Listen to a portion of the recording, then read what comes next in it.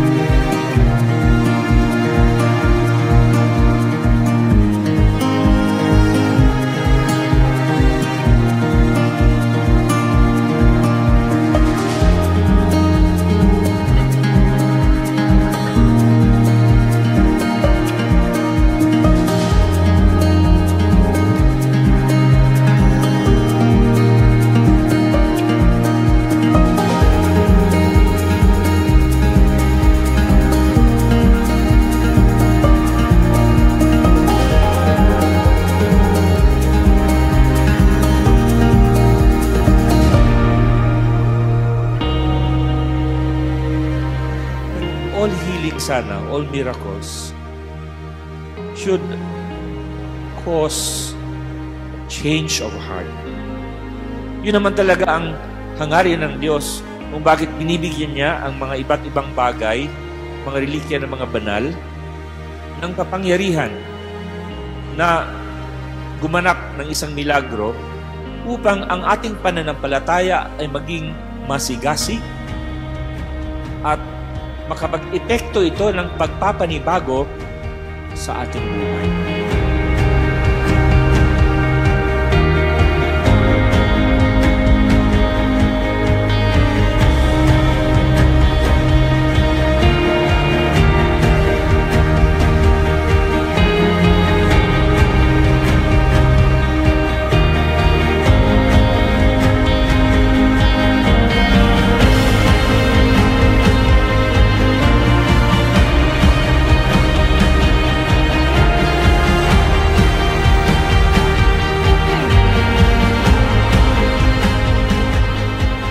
Sa ating pagpamintuho sa mahal na Birhen ng Konsolasyon at Korea, sundin natin ang sinasaad ng sintas na ito.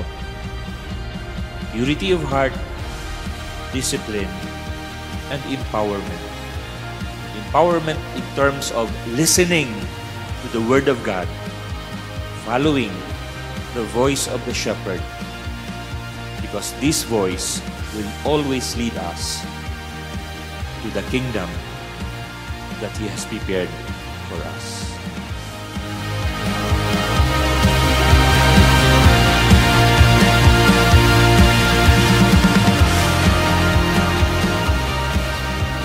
Nawa ang Nuestra Señora de la Consolación y Korea ay magsilbing instrumento para sa atin na maging kaligayahan ng iba at maging maalala natin ang simbolo ng sintas, purity and empowerment. Patuloy tayong maging instrumento para sa kaginhawahan ng buhay ng ibang tao at magkaroon tayo ng disiplina sa lahat ng ating ginagawa. At sa pagdiriwang natin po ngayon ng kapistahan ng Mahal na Birhen, alalahanin natin ang mga apektado ng bagyo at pagbaha, ang mga biktima ng injustices na meron tayo sa lipunan, at ang bawat kapatid natin na nawawalay o nalalayo sa ating mahal na Panginoon. Muli po, maraming salamat at Viva la Birhen. Di ba?